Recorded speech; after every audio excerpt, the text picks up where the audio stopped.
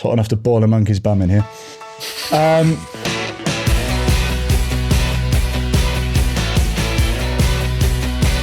Welcome to the Rewind Classic Movies podcast about 80s and 90s movies we probably saw as kids, even if we weren't old enough to fully understand the adult themes. I'm GB, and with me is my co-host, AJ-san. AJ-san here. Yes, I am indeed AJ, and I'm here with some clothes on today, as much as I would not like to be wearing them because it is unbelievably hot, and I can't put the fan on because it's making my microphone sound loud.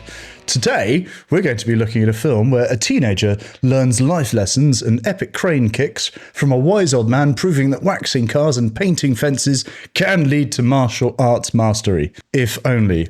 Hi!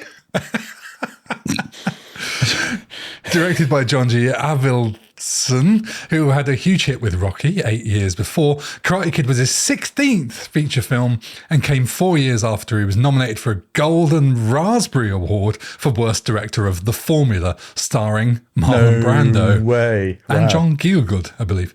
Karate Kid cost around $8 million and was released in 1984 to positive reviews, helping it make over $130 million, one of the biggest hits of the year. Wow. The film is credited with popularizing karate in the United States. AJ, tell me about your history with the movie. I didn't watch this film as a kid because I'm younger than you. What? That's not the reason why. I just didn't watch it as a kid. It completely passed me by. Wow. And here's the thing, right? I thought I watched this for the first time with my kids quite recently. And I said that earlier. And Angus said, no, I've literally just watched it a couple of days ago when you said you were reviewing it. So I don't know when I watched it, but I know it wasn't all that long ago, and it wasn't as a kid. I haven't watched this film much. Bloody so hell. I know for a fact, I'm almost certain, I watched it for the second time reviewing this. I watched a behind-the-scenes piece with the writer, Robert Mark Kamen, and he just went, everybody's seen The Karate Kid. And I went, yeah, I think you're right, Robert. Apparently not. I'll give him a bell. Because the co-host of the Rewind Classic Movies podcast has not seen Karate Kid. Right? Fucking hell. I know that I hadn't seen it because I remember when I watched it, whenever I did recently, within sort of like, let's say, the last 5 years, I didn't remember a damn thing at all. Right. Oh my So, God. yeah. Well, I have seen this movie many times. I got into karate because of this movie, and it taught me a lot of life lessons. My dad even handmade me the old Miyagi bandana. He drew it by hand on like a handkerchief back in the day. I also think Elizabeth Shue may have set the template for what I would find attractive for the rest of my life, both in this and later in Back to the Future 2. What a woman. Excellent. But let's talk about the start of the movie. Well, Daniel LaRusso, he moves to California with his mum from New Jersey. I think you know a band from New Jersey, don't you? Bon Jovi. Bon Jovi. He's clearly not happy about it. The start of the movie has a great montage of them traveling across country, and you see them leaving New Jersey, and they go through, I'm going to say, Ohio. It could be like anywhere in the middle of America, I suppose, but there's like plains, and then they drive through like some cactuses, which I presume is Arizona. You know, you're getting close, and it's a really nice montage showing the trip unfolding. And there's a shot to like the Canyon Portal Motel with the mountains behind. And I just saw that and thought, I want to go climbing there. That looks amazing. This for me is probably the best part of the movie. Fuck's sake. So there we go. There's a little teaser for you. What's funny is that your favourite bit of the movie, the journey, the opening scene, the title, the credits, the opening titles. Don't remember that at all. I've seen this film so many times, but I think it's because most of my viewings were from like a VHS that was recorded off the telly and always just missed the start. So, I mean, I know I've definitely seen it on DVD or streaming or whatever since, but I just don't have that's not ingrained in my head like the rest of the movie is. I also Googled the drive that they do. It's 3,000 miles and would take like 6 days if you did 8 hours of driving per day. Yeah, it's a long old drive, you know, from there to there. With your mum. Yeah, absolutely, right. And there's nothing in that car. Like there's a bike strapped to the roof and there's some pots and pans and the car's empty. Like what? You know, they turn up to this place and she's like, right, we need to unload the car now. It's like, there's nothing in there, love. But also, did you notice what a psycho she is? She takes a box in and starts unloading it before getting the rest of the stuff out of the car. I know. one box. Let's do this one box at a time. But let's talk about how the movie came to be. A huge part of this movie is down to its writer, Robert Mark Kamen, which sounds like a stupid thing to say, but he was so heavily involved in it, from writing to the casting and just overall influence. And it really is his story. It's semi-autobiographical. When he was 17, Kamen was beaten up by a gang of bullies and began to study martial arts so he could defend himself. But his first teacher taught martial arts as a tool for violence and revenge. So he moved on to study Okinawan karate under a Japanese teacher, I think, who didn't speak English, but had been a student of Mr Miyagi. No way. But Right. none of that would become a script until producer Jerry Weintraub, don't know how you pronounce Traub? it. Weintraub? Weintraub. It's Weintraub, and it's German as hell, that name. Sure. Until Jerry optioned a news article about a 9-year-old kid of a single mother who had earned a black belt to defend himself against the neighborhood bullies. So he took it to Columbia chairman Frank Price, who just happened to be Kamen's mentor, and asked him what he thought of it. Now, that seems like the Force bringing two things together, because those stories are so similar and it was just meant to be. That's mental, isn't it? I love how you've managed to slip in the Force there. Very well done. I saw that. I saw that. Ding, ding. That's quite cool. I hadn't read about that, in fairness. I like that story. Nice. Let's talk about the cast. Ralph Macchio. Yes. What do you think about Ralph Macchio? Oh, he plays his character well. He plays his character well. I totally believe him as this kid from New Jersey who knows New Jersey and wants to stay in the neighborhood in New Jersey and speaks like he's from New Jersey. You know, he's a bit of a wisecracker, and suddenly he's like California and they all do surfing and they've all got blonde hair and they're all cool as hell. It's like, I really don't fit in here. I totally believe him. They cast him brilliantly. I totally buy his character. He's shorter than the others. He's skinnier. It's probably all the lack of vitamin D because he's living in Newark. But he comes across as a proper shitbag that has too much of a chip on his shoulder. Yeah. Like, that's how I feel. Yeah, I think he's great. He's perfectly cast as that skinny guy with a chip on his shoulder. Originally, this character was going to be called Danny Weber, which Now, Ralph Macchio, I mean, seems like a terrible idea. yeah, okay. He's not called Ralph Macchio, he's called Daniel LaRusso. Yeah, no, LaRusso is a much better. No, Ralph. Normally at this point, we'd do like this rumoured list of 80s stars. But in this case, it's apparently not rumoured because this came from Ralph himself, who said up for the role were Charlie Sheen, Nicolas Cage, Robert Downey Jr. and Clint Eastwood's son. Also, apparently, were Emilio Estevez and Tom Cruise, who was a suggestion, but already too big. And Eric Stoltz, who would later be cast as Marty McFly before being replaced after just a few weeks by Michael J. Fox. I mean, he was this close to two huge franchises. Poor Eric Stoltz. Whoa. Yeah. Wow. Ralph Macchio is 22 in this. What? Right? You'd think he was closer to 12.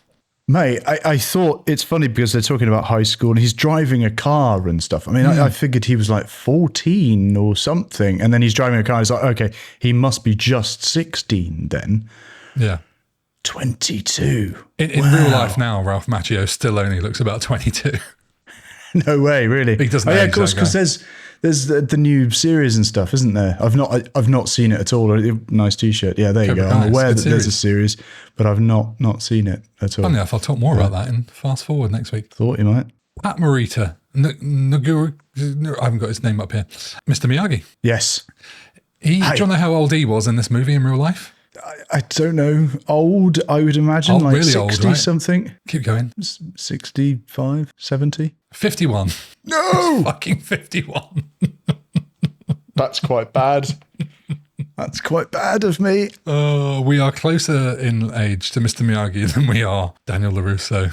Yes, God, aren't it's we? time to start trimming trees. So I thought I'd just bring this out because I haven't got my T-shirt on and it's not in shot. Did you buy that specifically, or have you always had that? I didn't. Do you know what? It's been here. I don't know why it's here, or I don't know how we came to have it. It came from Greece because it's got Greek writing on the bottom. So I don't know.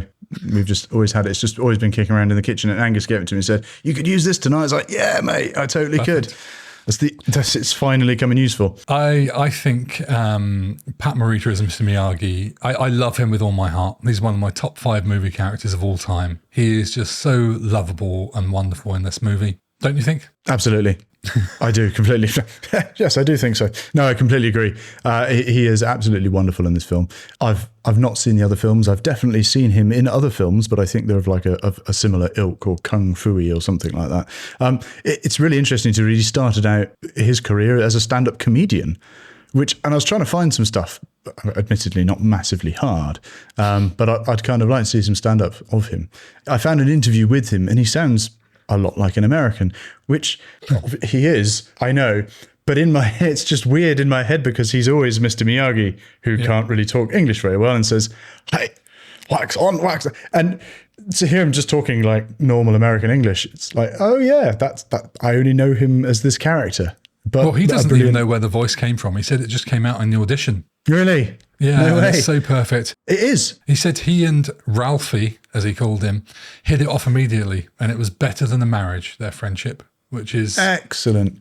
Which is exactly what you want it to be, really, if you're going to bond like that on screen. Yeah. The producers were concerned about having Arnold from Happy Days, which is who he played. I didn't know that. Yeah. I've not seen Happy Days. No. So he was a known comedian in that kind of role. And originally they wanted Toshiro Mifune, I think you pronounce it that way, who is the legendary Japanese actor from Seven Samurai. Oh, okay. Robert Mark Kamen said that his Mr. Miyagi would have been a scary and dark Mr. Miyagi, and it wasn't quite right, but it was a big name. And it would have been a big name, but I can't see it working the same way that Pat Morita did. Yeah. Also, they almost had Mako Iwamatsu, who apparently turned it down, but would later voice Splinter from Teenage Mutant Ninja Turtles. Oh, mate, I love that. Is that this cartoon series, or are we talking the film? So. I believe that's the cartoon. That was prime viewing when I was a kid. Oh my God. I had the full outfit and everything of Did you?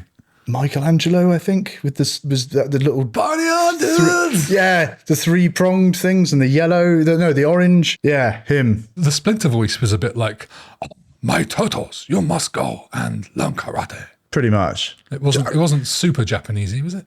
I don't think I want to go down that road, actually. We'll cut this bit out as well. Oh no, I just said Japanesey. Anyway. If you please. Yes. Morita tested 5 times because Jerry Weintraub didn't want him, but apparently he got it after growing a beard. That was like the convincer. No way. I love it. Bloody brilliant. I'm sure we'll talk more about him later. William Zabka, Billy Zabka as Johnny Lawrence. This role almost went to Steve McQueen's son, Chad McQueen, who ended up being cast as Dutch, one of the Cobra Kai. Oh. And now IRL RIP. Oh, right. And this was Billy Zabka's first film. For his audition, he went and just grabbed John G. Avildsen. I keep wanting to say Alvidson. He grabbed the director and treated him like shit, apparently, and then apologised and said that was Johnny, not William. He didn't know what came over himself and sort of assumed he'd lost the role. Going full character. I quite like that. And at the time, he had no martial arts training. It was just, apparently he was a wrestler. Okay. But he's become, since, quite an accomplished martial artist, and he trains in the same style as the martial arts trainer for the film, Pat E. Johnson.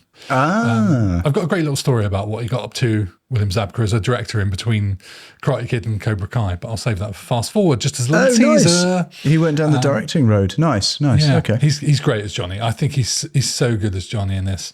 But I love him even more in Cobra Kai. If you haven't seen that, and I know you won't, but if anyone watching this hasn't seen Cobra Kai and wants some more Karate Kid, it is fucking brilliant. Why would you say I know you won't? Maybe I will. Well, because you haven't seen 2 or 3 and you sound like you've got no interest in watching 2 or 3. I have no interest in watching 2 or 3, but I mean, does that not mean I want to watch the series? I mean, to be honest, if they've rebooted it with a big budget, it might be quite interesting. Do you know what? An introspective look in the future as we've now grown up and stuff. I mean, it is brilliant. Like, it's one of those things where it's probably pitched at our age group, so it might be quite interesting. It very much is, and it's very relatable in terms of where you end up in life. However, to get the most out of it, probably it might be by season 2, you're going to want to watch 2 and 3.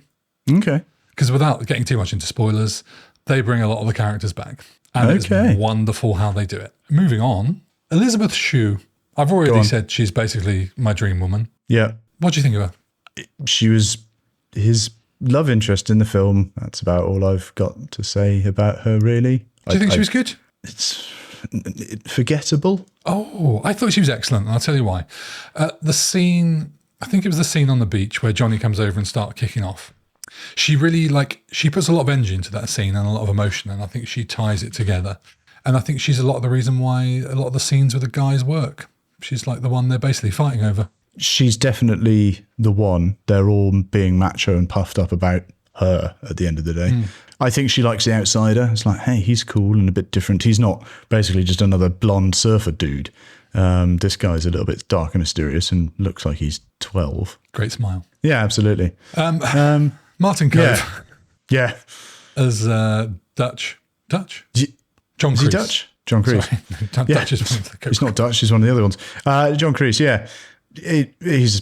You hate him instantly, and he does a very good job of you hating him. Absolutely. They kept Martin Cove waiting for an answer on whether he would have the gig or not. And at one point they told him that he'd have a week to prepare for the role. And then they said to him, oh, by the way, it's tomorrow.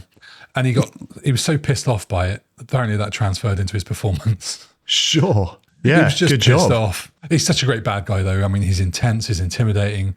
And dude, everything about me hates him in that film completely. He does the job absolutely brilliantly well. He does. You do not like that guy from the word go. Well, wait until the next Fast Forward episode when I'll tell you what's happened to him this week in real life. Oh, God, really? You might just hate him a little bit more. Oh, no. Oh, it's not Me Too, is it? No, not really. No, it's okay. It's not great. Pat E. Johnson. Yes. He was the fight choreographer, if you will. I thought he deserved a little note here because I was reading about him and the film and how it was made because I wanted to know more about karate and the choreography. And Patrick E. Johnson did the choreography for it all. He was a 9th degree black belt in American Tang Soo Do. Try saying that when you're pissed. Tang Soo Do. Is it Tang Soo Do? Well, the last word is Do. Is it Do, Re, Mi, So, Fa, La, Ti, Do? Trained with Chuck Norris, apparently, which I thought was worth mentioning. That was quite cool. Mm-hmm. And he was also in the film as the final umpire, the referee, if you like, in the final fight. Apparently, he was one of 4 people trained in martial arts on set, which is pretty mental considering the film is called The Karate Kid. And it sort of revolves around fighting. And when you look at some of the fighting that goes on, I wonder sort of like how much choreography he did. He was in Enter the Dragon as well, Patty Johnson, with Bruce Lee. Yeah. And he's very good at his job. And I quite like the choreography in this. I think fight scenes, and this compares to what people say about Star Wars, the original trilogy versus the new ones, and you can take it to be any modern martial art film. Like you compare this Karate Kid to the new Karate Kid, I think things are better when they are slightly more realistic and slowed down, and there is more about the emotion and the moment and the storytelling versus everything just being flash and happening in a blink of an eye. I think that's ridiculous. So I quite like the pacing of the fights in this. Executed perfectly, they are not. I thought it was a sack of shit because when you talk about Enter the Dragon, right, and classic Bruce Lee films, the choreography and the martial arts are exceptional. They're brilliant. They're quick, but they are very, very good. And you've got this guy who's a choreographer and it's all just a bit, and then, all right, I know this is very modern, but you look at The Matrix and the time and effort they put into that. And I know the fight scenes are really extended. And it's an unfair comparison, but the fighting is exceptional. They could have just, I felt, put a bit more time and effort into talking about what karate is. Because I'm a complete layman. I don't know the first thing about any martial arts. I played judo for a bit. I don't know any of judo. It. That shows how much I know, right? I played the judo. I would argue that the martial arts in The Matrix is not believable. I think it's shit. Because it's clearly people going, yes, you do that, I'll do that, but. Oh, mate, Rick, did you go there? Yeah. We're going to have to talk about The Matrix because it is a 90s film. Yeah, just about, isn't it? Just. There was a moment in this where during the tournament, Johnny Lawrence jumps up at one of the guys and punches him in the face and misses him by about this much. All right. It's not perfect. However, I was going to come on to this later, but I'm going to say it now. A lot of movies in the 80s were about the fighting, about the action. This isn't one of them. This is not, despite the title, this is not a karate movie. It's not. Right? I know. This is about the people, the emotions, the mindfulness, the life beliefs and ways of going about things. And there's just so much depth to the movie, but it's not about fighting. It's not. If anything, the premise of it is about not fighting, which is good because the fighting is not great. But I do love it. I do love it. Okay. We've talked about Patty Johnson. I'm sure we'll come on to him again.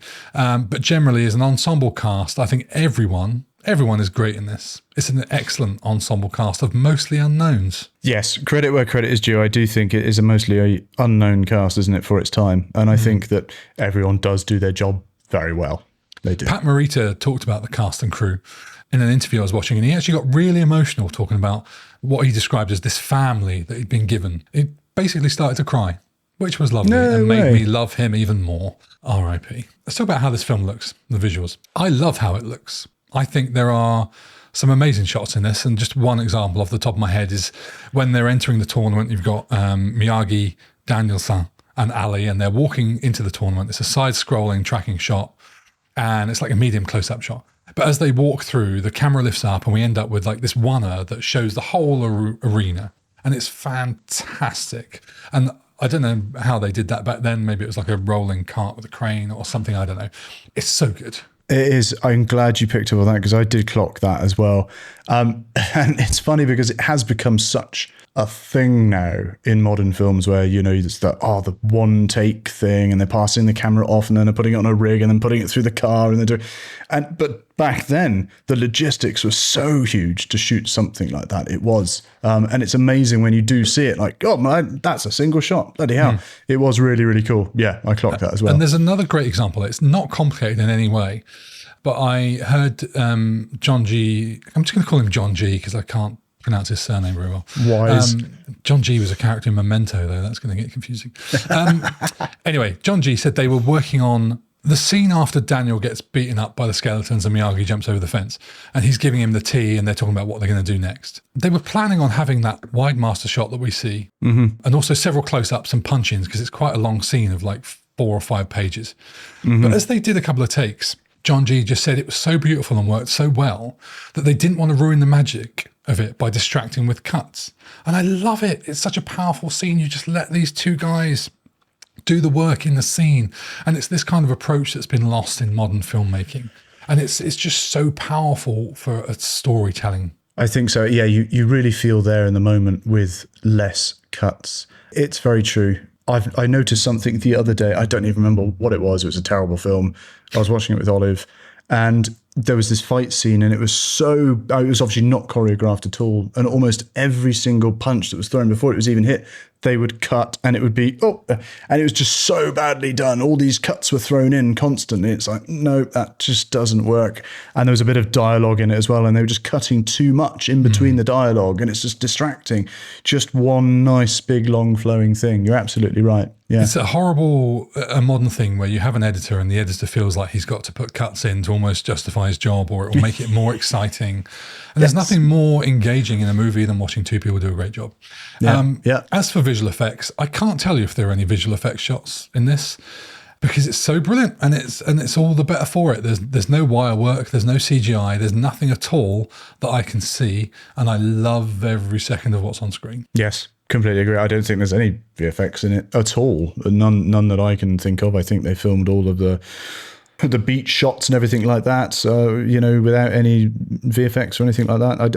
I think it was just good lighting and it was good filming at the right time of day. And again, budget wasn't huge, so they can't have had, you know, mega VFX or anything like that. So yeah, I think it was just pure acting and good cinematography. Why don't more films do that these days? I will never understand that. We say it every time, every episode this comes up. Get it right in camera. Yeah, because you can. There are times of the day, and I know that, you know, it's a bit cloudy today. All right, we'll have to push back production back to tomorrow. But you've got budgets that will allow it. These days now, that beach scene where they'd have a digital fire, a campfire, and a digital football or something. And they'd have like a truck with like 20 lights on, you know, maybe half a kilometre down the beach just to give it that sort of bit of and they'd throw some haze in there and stuff. And it just, no, stop that. Stop it. I did watch quite a bit of, basically they filmed the whole thing from what I could see, is like a rehearsal. So they're doing the beach scene where he pushes the radio into him. They didn't have the radio prop for the rehearsal, which is like a box or something. But they filmed like the whole thing and then redid it all properly. No way. How about that? And that was like sort of on location. Wow. Amazing. Move on to music and SFX, shall we? Yeah, music. Yeah. Go on. You take the music. Yeah, all right. Cruel Summer. Oh my God. I love this song, Cruel Summer. I think it's fucking brilliant. I shouldn't love Bananarama, but I do. Mate, it's such a great song. Even outside of the film. I mean, I know it anyway because it's Bananarama. Who doesn't like Bananarama? I met a couple of Bananaramas once. Really? Yeah. I don't know if I can say this legally, but one of them got quite drunk and fell over. I'll probably have to cut that out. Probably. But I've grown to love this song even more in recent years. It just grows on me so much. And there's an awesome cover version of it by Carrie Kimmel, which was used in the Cobra Kai TV series. Wildly different instrumentation. But the way it's used in the series is fucking incredible. Totally different feels. I think it's a great soundtrack overall. I didn't appreciate all of it. I added it to my playlist for the car. And I actually listened to it yesterday. It doesn't have Cruel Summer on the official soundtrack for some reason. But I gave it a go anyway. Rights issues? Maybe. I imagine maybe Bananarama went, no, that's staying on our album. People can come to us for it. But I'd be honest, I didn't recognise probably half of them on the album. I don't know where they've appeared. Maybe it's 5 seconds of something here or there. Maybe. I mean, Young Hearts Beat Fast, that's a tune that's in there, which is quite good. I like that, yeah. Do you know what? You're the best. Yes. That was not written for Karate Kid. That was originally written for Rocky 3, but it was rejected by Sylvester Stallone in favour of Survivor's hit song, Eye of the Tiger. No way. I believe that to be true. I didn't know that at all. So I know you're the best around, never did break it down. I know that song from outside the film, and I think it's probably from Jason Mraz. He does a cover of it, and I quite like him as an artist. He does a cover of it. And so Eye of the Tiger, I thought that was for Rocky 1. No. I've never seen any of the Rocky films, in fairness. What? I know. This is turning into a podcast of all the films I haven't actually seen. And this is the thing, when we first started to agree to do this podcast, I think you thought like I'd seen all these amazing, wonderful films. And I was really into like films and shit. I am, but I've also not seen an awful lot of them. If I'd known this, I wouldn't have called it Rewind Classic Movies. I would have called it Educating AJ on Classic Movies. What the fuck? I haven't seen Rocky. I haven't seen Karate Kid. I know. I've never seen Rocky. I haven't. Fuck. Yeah. Well, that'll come up then. The musical rise for the final point of the tournament as Daniel goes in for the crane kick. That little moment. Oh man, everything just comes up together and like the tension builds and fuck me, that moment, it really hit me for some reason this time, just how brilliant that whole orchestration is and the whole sound mix there. It really starts when he's giving him the massage, isn't it? He's like, "Go on, do your magic hands on me, do the thing," and it's starting to build then, and then it suddenly clips to him walking out, and oh my god, he is turning up to the fight, fantastic, and it's just building and building and building. Yeah. I had a note to talk about the sound effects because that Miyagi clap when he goes to do that and heal him, it's a huge like. As he does it. And there's another one when Daniel hits the crane kick on Johnny. Oh, there's like a real snap to that. Some brilliant sound effects. It's minimal throughout. Finish him. It's a good neck snap, isn't it? Finish him! Get him a body bag! Yeah! We'll come on to that in a minute. Brilliant. What's in the box? What's in the body bag? Things we want to talk about. Go on. You kick it off. I'm going to start with wax on, wax off. Okay, great. I love all this sort of secret training. It's stupid. Let's not forget for 1 second it's fucking stupid and it's child labour. But it prepares Daniel to not only know the blocking and the moves, but also like the mental toughness, the patience and developing his muscles. Brilliant. After 3 days of graft, though. It was more than 3 days, wasn't it? It wasn't, though. I thought each sequence was a day. As far as I could tell, like painting the house, that was a day. Painting the fence, that was a day. Waxing the cars, that was a day. It's cool, I'll let it go, but like, forget to talk about it. He should have arrived at the tournament and be like, "I'm fucked, Mr Miyagi, everything aches." I was just like standing on the canvas and just be like, the fuck? I literally have no idea what I'm supposed to do here, mate. I don't. Somewhere on the internet, there's going to be a great cut of this where he arrives at the tournament, goes into his first match, loses, and it's just the end title sequence from what's the American TV series? Oh fuck, it'll come to me. Everyone knows what I'm talking about, and I can't name it. No idea what you're talking about. Curb Your Enthusiasm. Oh God!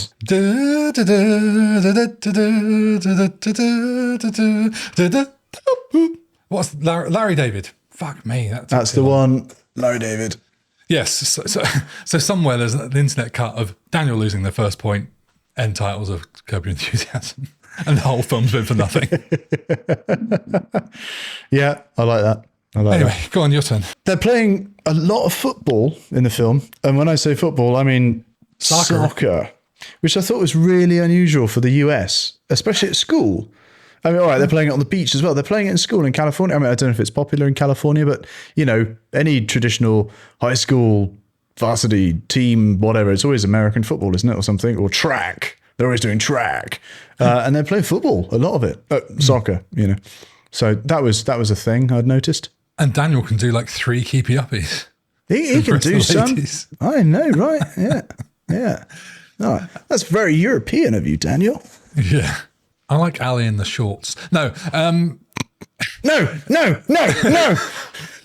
Margaret Thatcher naked on a cold day. Yeah, exactly. His mum, Daniel's mum, she moved their family, their little 2-person family, all the way from Newark to California, across the fucking country, to be a waitress. What?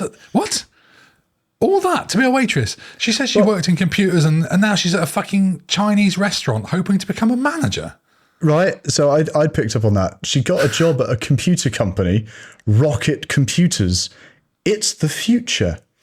And it made me think that, you know, so Silicon Valley was a thing back in 84. You know, obviously... I thought she was working for a computer company, but ditched that to be a waitress. Well, I don't know, because you see it later on when they're at the restaurant, and he'd sort of gone across the road to the dojo to see what was going on and what have you, and then he met his mum in the restaurant. I thought they were just having lunch.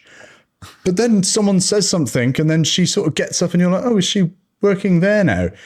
Because I know she sat down and said, oh, I'm going to do this program, and I'm going to become a manager or something. And it just felt... odd. It felt like, I don't know, maybe the script had changed and they're like, no one will pick up on it. But it did feel weird. Like, what is going on here? Crazy move. I love the mother's constant enthusiasm. Throughout the film, she is nothing but this upbeat ray of positivity and sunshine. It just never ends. And I think it's my favourite part. She's my favourite character in the film because of it. She's just this lovely, honestly, she's just always like, oh, go, you know, guys, it's all going to be good, everything, we're all going to have a good time, she's just great. Clearly a single mum, like, you know, I don't think she's having a good time of it, but she's great. She's really good. I just love her enthusiasm. How old would you say she is in real life during this movie? 42. Too far. I believe she was 14 years older than Ralph Macchio. Which would put her about 36. Weird, isn't it, how Hollywood works? There's a moment on the beach when Johnny arrives and is all about to kick off. Ali says to Johnny, leave him alone and we'll go and talk. And Johnny says, where have I heard that before? Which kind of makes me feel like maybe this isn't Ali's first time. It's not my first rodeo. Yeah, and maybe what was the cause of their breakup? There's a little bit of iceberg storytelling that I quite like there. Not to shame her for dating other guys after she's finished with Johnny. Absolutely. I think that it's the classic scene, isn't it? Bad boys on bikes turn up and, you know, do the wheel spinning and sand going everywhere. They say they're all seniors, and this is what I was trying to pitch. Like, they're senior. I don't really know what that means. Is that like sort of 16 kind of thing? Is it that the last couple of years of high school or so? Fair enough. Anyway, there's this one bit where they hold her back quite physically, And that's a bit uncomfortable when they're beating up Russo and they're sort of like, no, you can't, because she's like, she wants to save him and they're really holding her. And it's like, oh, I don't like that. That makes me feel uncomfortable. What else have I got? Daniel's an asshole. I mean, yes, throughout the film, he's a bit of a teasy git. He's fucking asking for it. Yeah. Even at the end of the date, when after Johnny and the guys have showed up and said, do you want to come with us? And she's like, no. And he just keeps being a bit of a twat to Ali. She's not done anything fucking wrong. And just like, oh, how you could have gone with them if you wanted to and all this. Just fucking chill out, man. She doesn't want to go. She's with you. She's chosen you. And of course, there's that brilliant theory that Daniel is in fact the bully from Johnny's point of view. Yes. And it's funny because I remember when I was watching How I Met Your Mother, of which I've watched. How I Met Your Mother, have you? Not Rocky, but you've watched that. Okay. Yeah, I have, because I like Barney Stinson, because I like the actor who's an amazing musical theatre actor as well. Mm-hmm. Neil Patrick Harris. That's how I got into that. Anyway, Barney Stinson on How I Met Your Mother doesn't like him and talks about it quite often in the series. And he says at one point, the Karate Kid's not about karate. It's about a man teaching a child to fight to the death with an illegal move in a tournament that's somehow sanctioned by the authorities. And if you think that's not true, then you, my friend, have never seen the Karate Kid. And I kind of agree with this sentiment. There's some interesting takes on it. I think there's a lot of perspectives. And I know a lot of people like to talk about the illegal kick to the face, which is true from a technical point of the official rules in the real world. Ali does say as they're walking in, anything above the waist is a point. So maybe in the Karate Kid world, they have different rules. Yeah. That's all I'll say about that. I see. But I will talk about Barney Stinson, How I Met Your Mother, and some different stuff in Fast Forward, because there's loads of it. Ah, cool. You're doing a fast forward on that. Cool. I felt really, I felt uncomfortable in a couple of places. I've mentioned the one where they're holding her back quite physically on the beach. And there's another one where there's the standoff in the dojo between Mr. Miyagi and the other guy. And, I know it's for an effect, but words like, yeah, it's open season on you.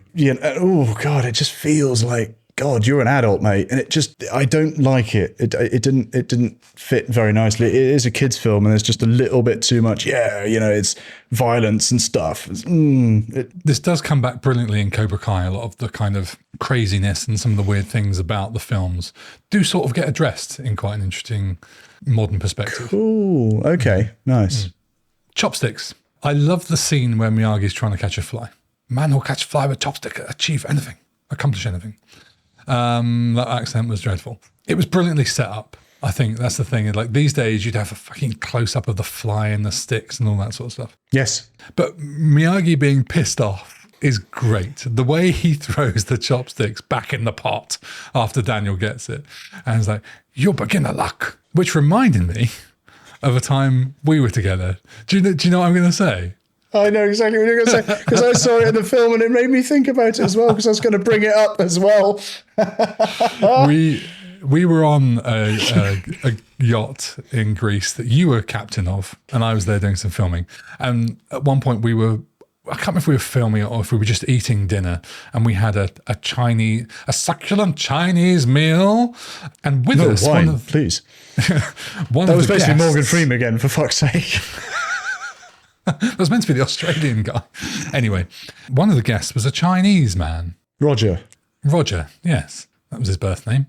Yes. And he saw my chopstick eating technique and just looked up to me in front of our quite large group and said, "You're beginner." It was brilliant. It was fucking mortifying. And I haven't stopped feeling inadequate ever since. We've used it quite often since, haven't we? We've often quoted that line. It was very good. It was very memorable. That was a great trip. That was a good trip. Any more from you? There's a particular bit. He's picked the girl up to go out to, I don't know, golf and more or whatever it's called. It's golf and stuff. What a great name for a place. And I love that the sign is broken as well. Like there's the bit missing. No. And he's waiting, he's gone to this really upper class kind of like place and his parents have just turned up. He doesn't really know how to talk to them. And he's sort of like absent-mindedly sort of kicking the wall. and then he kicks the brick off the top of the wall. And now I was watching this film yesterday, sitting in the departures lounge, and I actually laughed out loud. I went, "Ah!" or something like that on my headphones. Quite a few people looked at me as like, "Hi." But I did, that did make me laugh out loud, in fairness. That was just comic funniness. They just kicked the brick off the top of that wall. It's just silly, really silly. And I just really liked that moment. So your favourite bits are the title sequence and when he kicked a brick off the wall. Yeah, great. That's it for me. It's great. What I wanted to know is how they score in karate. Because karate, I did because I did look it up and I couldn't really find too much about it. But like how they're scoring points. And the thing is, it looks a bit like fencing, right? Which I used to do at a national level. And you hit, it's sword fighting. If you thought it's like putting fences up. Handyman. Yeah, well, absolutely. I did fencing on Wednesdays and then polo on Thursdays. And you seem to hit your opponent and you get a point. Fuck all time seems to be given about the sort of fighting, which is weird considering that's what the film's all about. It just seems a lot of like quick moving and then he got a point. It's like, fucking, did he really? They just seem to not really do anything. That's kind of realistic as to how tournaments go, really. And it just like, it feels a little bit slow in places. Like his mum's also not at all concerned that he basically spends his entire fucking life around an elderly Japanese bloke. Maybe she's so busy being a waitress at a computer business. But anyway, that's all I've got to say. Excellent. I'm going to cut my bonsai tree. Yes. So before we talk about some of our favourite scenes and lines, and before we talk about trivia, and before we rank the movie, let's just talk about the end of the movie. Yes. Daniel surprisingly makes his way through the tournament, and then after Kreese against all odds, and then after Kreese orders them to try and take out Daniel's leg, he's healed magically by Miyagi and goes back for the final showdown with Johnny, who's also ordered to go after his leg. Daniel goes into the final point and pulls out the crane kick stance. Miyagi nervously nods. Kreese shouts, "Finish him!" Daniel's shaking. And of course, scores the win with an illegal kick to the face. Johnny hands Daniel the trophy and says, "You're all right, LaRusso." Daniel says, "Mr. Miyagi, we did it." And Miyagi looks emotional and proud. And I start to cry. And it just fucking ends. Like, that's it. It even took me a bit by surprise, I'll be honest. Like, we're done here. All right, that's it. But interestingly, outside the remit of this podcast, if you were to watch Karate Kid Part 2, it carries on straight after. It's brilliant. It's a brilliant continuation. Is it though? It is, yeah. And even if you don't watch the whole film, watch the first 10 minutes of Karate Kid Part 2. Okay. I think you'll enjoy it. It's probably on YouTube somewhere. Right, favourite scenes and lines. It's on Netflix, I think. Yeah, probably. Favourite scenes and lines. Go on. You hit me first. The first standout one for me is the skeleton fight, where it's iconic now. I think it's dark. It looks amazing. The shot of Miyagi coming over the fence is amazing, and it just shows that he's the real badass, right? And what is interesting from the audio point of view is the shut up, the musical blend of the song "No Shelter" and the score. The way those two combine adds so much tension and energy before going into the Miyagi panpipe thing. Fucking brilliant, that scene. Don't you think? I thought it was fucking shit. And I've written in my notes as well. Is that enough, man? This Miyagi fight scene is just bollocks. Oh, end fucking quotes. Hell. There's nothing believable in it at all. Down to the judo chop at the end. And it's just... Oh, God. And Johnny and co are clearly going in for the assault and battery of an old OAP. And it's like, God. And it just doesn't feel, again, with the choreography, just like, I know he's trained or whatever, and he's got but like, he just doesn't, they all just fall over at the sort of first kick and like go, oh, and it's like, no, just no. Sorry. It's like, but he's Mr. Miyagi. He's got like the 1 inch punch and the 1 inch kick. 1 inch. I thought it was great. You thought it was shit. That's the beauty of movies. I know, right? What's one of your favourite scenes? Oh God, it's where you go. You don't have any. I don't actually. I don't. I mean, the car driving scene, which I thought was nice. I thought that was a really cool opener. Fucking hell! Back at the beginning again. I know. There's no people in the opener. It's just a car. I quite liked Golf and More or Golf and Beyond or whatever it's called, Golf and Stuff. Just where the kids go and hang out. I thought that was kind of cool, but there was no real favourite scene for me or anything. All right, I'll talk about that because the date is one of my favourite scenes, and I'll tell you why. Oh, go on. Because I always loved that date, and it just looked fun, and again, quite embarrassing perhaps. It set the template for what I thought a date should be. Even when I got older, I just thought that's how two people should get to know each other, and it's got great music. I think the closest that we ever had to a Golf and Stuff was Flambards. I thought this as I was watching it, and I thought that sounds shit. Best day of the week, whatever the weather. And do you know what? The thing is, there was a scene which I particularly loved, but I know you want to talk about it, and it's your film, and I'd rather you have the scene to talk about. No, go on, you do it, because you haven't got anything else to fucking talk about. I've gone all a bit Uncle Albert. All right, I love the scene where he comes back and he finds Miyagi pissed up. Oh yeah, no, I'll talk about that. No, okay. Yeah, that's what I mean. That's the scene. That's what I'm saying. You wanted to talk about it. That's it. I'd like to hear your point of view as a newbie. I know. I just loved the setting of it. It felt like a completely different film at this point. The tone suddenly changed. Miyagi's there reminiscing about his wife. You see his photograph. So you see her photograph, the newspaper cuttings. He's explaining. He's giving loads of booze to a minor. He's still happy. He's like, drink, hey. And it's like, Jesus, mate, he's underage, especially underage in America. Does your mother know you're out? And the whole tone changes, and it was a very beautiful scene. And I really like the lighting in the scene. It's dark. It's a little bit sad. It's very reminiscent. He's still upbeat and chipper. He's talking about his past in the army. He went over to Germany. He was a sergeant. He's got his letters. And you suddenly realize possibly why he's taken Russo under his wing, because he's possibly the son that, well, he didn't have, you know. He was died at childbirth. So you suddenly realise that maybe that's where we're going with the film, but it was so well done. Well, yeah, I mean, it was such a powerful roller coaster of a scene, because it goes from that fun drunk to the heartbreakingly sad and dark. And Pat Morita is incredible in this. You really feel for him. His character already is utterly lovable, but to know that backstory just adds so much depth. And he was actually nominated for an Academy Award for Best Supporting Actor because of this scene. And yet the producers wanted to take it out because apparently they thought it slowed the pace down too much.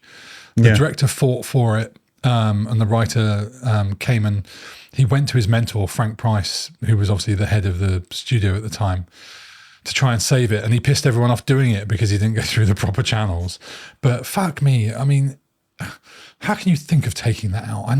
I can understand thinking maybe it gets too dark or maybe it gets too slow, but just it's fucking brilliant. Watch what they're fucking doing and what the layers it adds. And again, it plays into part 2 as well. It sets up a little something there.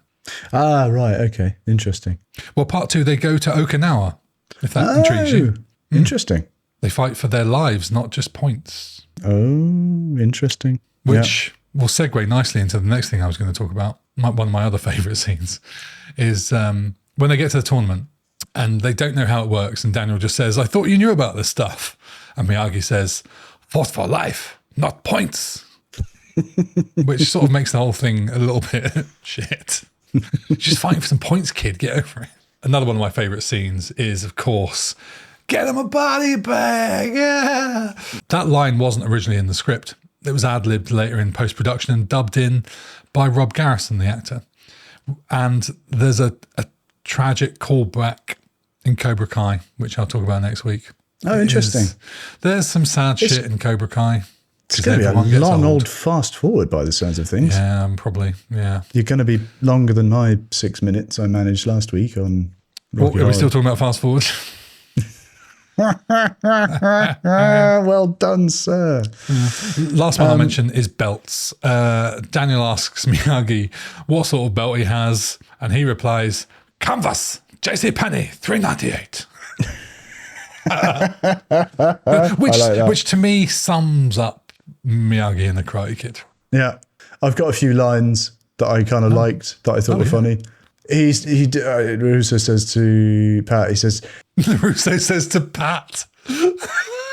Well, I'm just calling him by his actor name. You're mixing one actor name and one character name.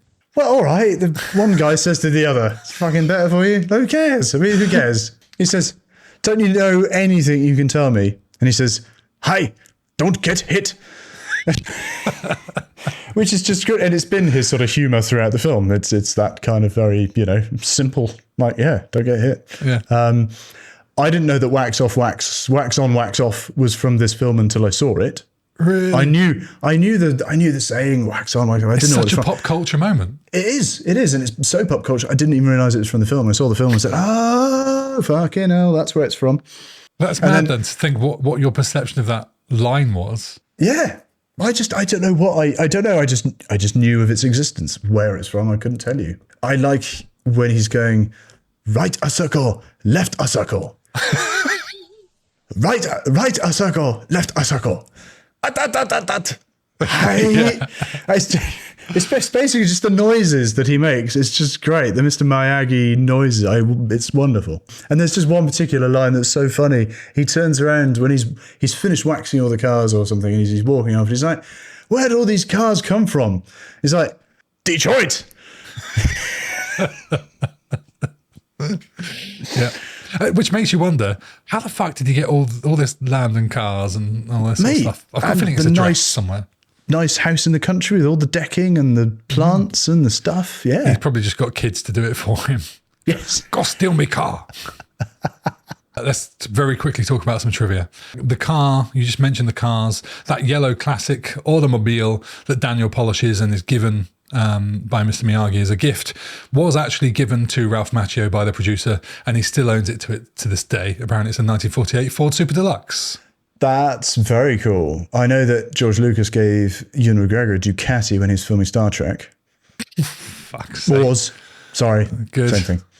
Pulled it back. When Miyagi's seen doing the crane kick on the beach stumps, apparently that's not Pat Morita, that's Pat E. Johnson. Oh, the referee. Pat Morita looks like he can do the fighting. I don't know why he couldn't do the crane kick, but maybe it was just a scheduling thing. Noriyuki Morita is, of course, Pat Morita's full name. So despite appearing for years in the credits as Pat Morita, the producers of Karate Kid insisted he be credited under his full name of Noriyuki Pat Morita to seem more ethnic. Oh, God, no. Jesus. Oh, Hollywood in the 80s, you don't disappoint. No, quite. And one last bit about Pat Morita. I don't know how true this is. I can only assume it is true because I read it on the internet. Pat Morita himself designed the bonsai logo that was sewn onto Daniel's gi. Ah, is it called a gi? Talented guy. Yes. I thought it was like kimono, maybe, or something.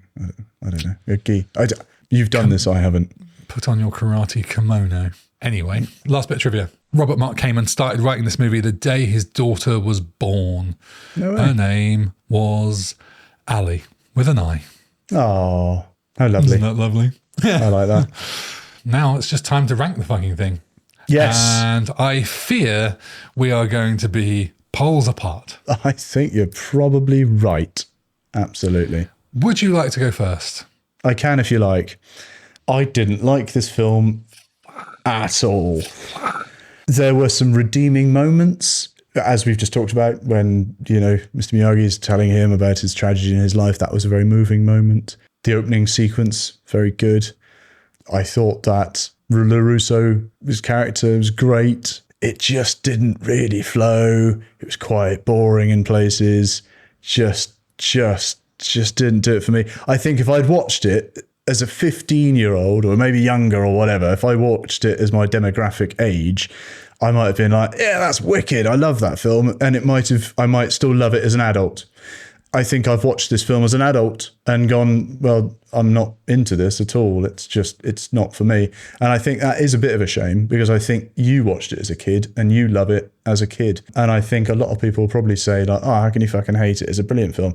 You probably all watched it as kids and I didn't. And I think that's the only thing that's holding me back here is I've just watched it as an adult and gone, the fuck was that, to be honest? This is a trend that's going to be emerging the more we come across these kind of scenarios. I didn't dig Rocky Horror. Same reason. Can appreciate bits of it, but doesn't have that same nostalgic magic. And, you know, a lot of people will try and defend movies as just being great, but a lot of it is nostalgia. Yeah, absolutely. So what are you going to give it? Oh, man, I've wrestled with this because I feel it almost warrants a C, but it's going to get a D. It is, and I'm probably going to be hung out to dry and then drawn and quartered. What have we given a paraded. D so far? Have we given anything a D? I don't remember. I don't think we have we? I mean, D is like the worst of the worst. I know. I'm so sorry. I can't. I was bored to tears. No way. But interesting to see what you think of Cobra Kai then. I will give it a watch. I will. Promise. I will do that. Well, then I better rank it S tier all day long, right? Oh, next week. Really? Why? Why? Go on. I just think there's so much positive stuff in there, both in terms of like life lessons and important things of how to think about how to live your life, how to treat others. But outside of all that bullshit, I just think there's great characters who go on great journeys, have some great acting, and Elizabeth Shue's cute. Yeah. There was a line in the film, which it didn't actually make it into these show notes, but I did write it on my notes when I was watching the film. And he said like something along the lines of, oh, you know, fighting's bad, basically. And it's like, yeah, fucking, oi, world leaders, you twats. He's one of the most badass people in the world, and he's a pacifist. You know what this guy says? Absolutely, stop fucking fighting. He is. He's all along. It's like it's not about the fighting. It's not about this. It's not about revenge. It's there are. He's the Luke Skywalker of the karate world. No, for fuck's sake, leave it alone. God. I just think it's got everything. It's got humor. It's got romance. It's got action. It's got drama. Great music. It's got the whole package for me. And I watched it when I was young. That is the furthest apart we've been on rankings to date. Yeah. Fair play. How about that? Yeah. We were getting a dangerously similar recently, haven't we? We've been. We need something divisive. I didn't think it'd be this, I'll be honest. I didn't. And I've been toying with it. Sort of, I finished watching it this evening and it's like, C. Do you know, it was the final fight that did it for me because I was on a C, I think. And then the tournament happened and it's all just like, it happened so quick. I didn't expect the tournament to be happening that quick. It all just like, what, semi-final, but final, end credits. Like, what? No, I've invested a lot of time into this and now you're just, You'll also appreciate the fighting in Cobra Kai. It's more advanced. Have they got a choreographer in this? But they do it it's very well. It's like realistic, but faster, a bit fancier. Okay. We've got some comments to mention as well. Do you want to fire away with Kat from Patreon? Kat from Patreon. Incidentally, hi, all our new Patreons. I hear we've got a new Patreon this week as well, which is exciting. Well done. So Kat from Patreon says, can I give it a should have been left on the cutting room floor rating? Yes, Kat. How about that? See, someone agrees with me. I like this, Kat. You can stay. Unlike all my female friends at the time, I couldn't warm to Daniel's character. He's far from a hero. He's a whiny prat. This is brilliant. I know hating Daniel is something that was popularized by Barney from How I Met Your Mother. Boom. But I can assure you, I felt this way since I first saw it in the cinema. To be honest, apart from Mr Miyagi, all the characters are awful. Harsh, Cat. Very harsh. I mean, that is definitely, I think, probably even harsher than I am. Yeah. I mean, and you gave it the worst possible rating. Yeah, well, she's just left it on the cutting room floor. Yeah. Thankfully, we've got Simon from Patreon who says, Karate Kid is a cliched, formulaic, unpredictable. Oh, God. And I absolutely love it. Yay! All right. Pretty much perfect 80s fare, surprisingly brilliant performances, especially from the scene-stealing, scenery-chewing baddies and wonderful training montages. What more could you want? It's an A for me all day long. Yes. Interesting. All right, Simon. Interesting take. How divisive. J.A. Brightwell on Instagram sent us messages and said, "This is my favourite film. Watched it at my birthday party when I was 8, and now my kids love it too." I think that sums it up for both of us, really. Yeah. Anyway, right, we'll be back in 2 weeks' time with a movie from 1978. And AJ's going to give us a clue. It is a film about the probability of a flying man possibly being a bird or a plane. Anyway, please leave us a review on your podcast platform of choice. You can find us on all the usual Instagram, YouTube, Facebook, TikTok at Rewind Classic Movies, all one word. If you want to drop us an email, does anyone actually email us? Yes. No shit. All right. Cool. Our web host emails us quite a lot. All the various services that we pay for email us quite a lot. Do you want to SEO up your website? Drop us an email. It's rewindclassicmovies@gmail.com. In the meantime, if you want to listen to me, you change the script almost every fucking week and I almost fall for it. If you read it. No, Go on, I can't read that because I'll have to cut it out or bleep it. No, you don't. Disgusting. Read it. Disgusting. I'm not Prince. I can't do that. All right, I'll read it. In the meantime, if you want to listen to me and talk about more things related to the Karate Kid, I'll be doing a fast forward episode talking about what happens after this movie came out while back to Fortunately, AJ's not doing the fast forward, so it will be longer than 6 minutes. And it will include the sequels, a musical, Martin Cove being a real-life menace, more Miyagi, and of course, How I Met Your Mother. So that's out next week. Say goodbye. AJ-san. Goodbye. Hi.